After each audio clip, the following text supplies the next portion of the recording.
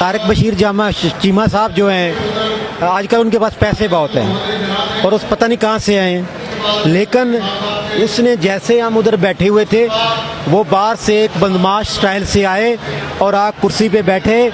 اس کے بعد اس نے کہا یہ کسان ہے، کیا مسئلہ ہے؟ ہم نے کہا آپ عزت سے بات کریں، ہم کسان ہیں. اس نے کہا کوئی کسان نہیں، آپ بتائیں کیا کرنا چاہتے ہو.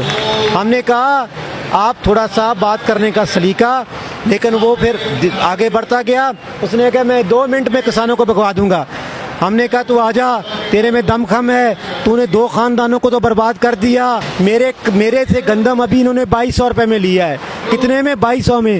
اور آج آٹے کا ریٹ دیکھ لو کہ وہ 5000 سے بھی اوپر چلا گیا ہے.